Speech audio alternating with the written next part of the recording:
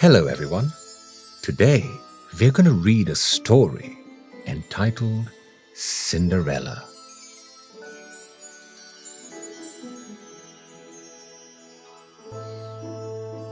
Once upon a time, a lovely young girl named Cinderella lived in a grand mansion with her stepmother and two stepsisters. The stepsisters were jealous of Cinderella, for she was beautiful and graceful, while their mean spirits made them almost ugly.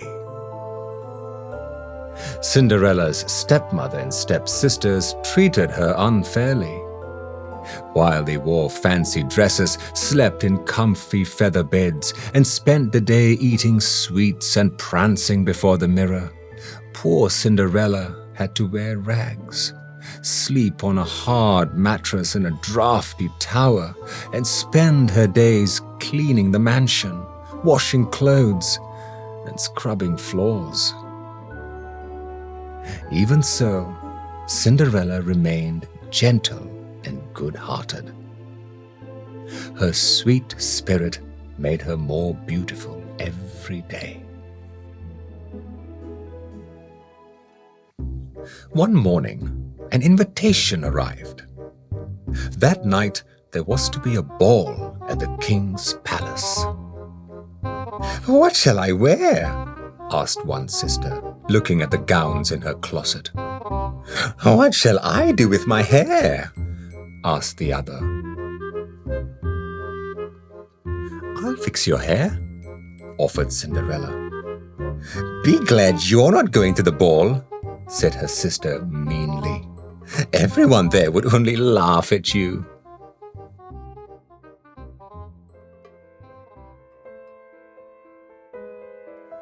Cinderella blinked back a tear. Once her stepmother and stepsisters were gone, Cinderella began to weep.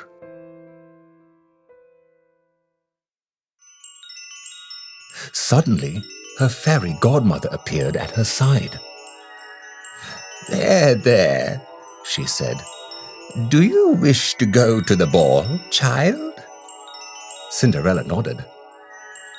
"Then to the ball you shall go," said her godmother. "First, I need a giant pumpkin," said Cinderella's godmother, looking around. When she found one, she placed it in the middle of the road in front of the mansion. Then she tapped the pumpkin with her magic wand. In a flash, the pumpkin turned into an elegant coach. Next, the fairy godmother pointed her wand at 6 mice and one fat, grey, long-whiskered rat. A ribbon of light swirled around them until 6 horses and one plump coachman magically appeared in their place. Cinderella stared at the elegant coach, the fine horses, and the proud coachman, then looked down at her own shabby clothing. "But how can I go to the ball like this?" she asked. In an instant, she was dressed in a golden gown with glass slippers on her feet.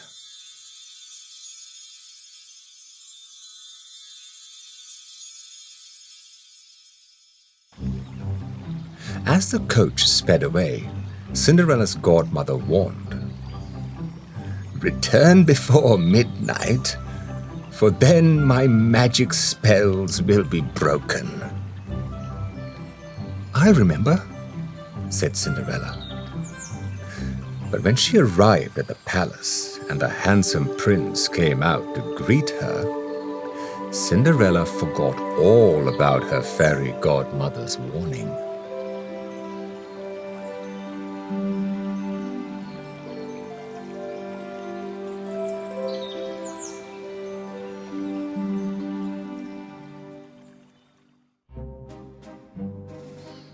Once inside the ballroom, the prince asked Cinderella to dance. Everyone stared as the couple waltzed across the floor. They wondered who the beautiful princess was, for Cinderella wore a crown upon her head.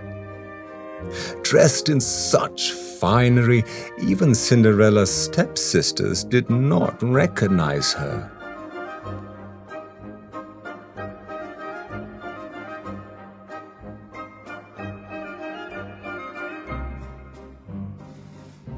Later, a feast was held in the grand dining hall. Cinderella sat with her stepsisters while the prince took his place at the head of the table.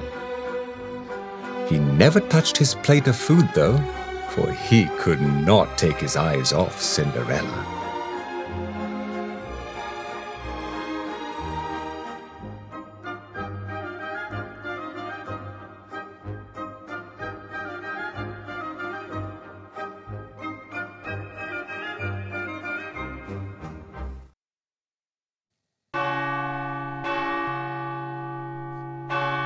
The clock struck midnight. Suddenly, Cinderella remembered her fairy godmother's warning. She jumped to her feet. "Thank you for a lovely evening," she said to the prince. Then she ran from the hall and disappeared through the palace doors. "Wait!" cried the prince. But it was too late. She was gone. In her haste to leave, Cinderella had lost one glass slipper. The prince held that slipper in his hand until dawn, thinking about its lovely owner. "I must find her," thought the prince. But how?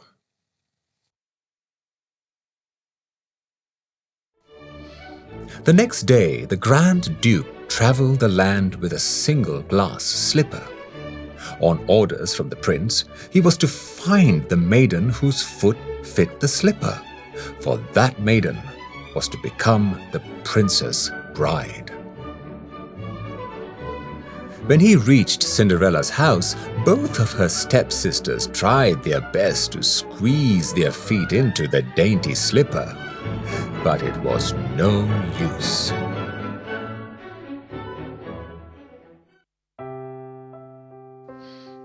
"May I try it on?" asked Cinderella.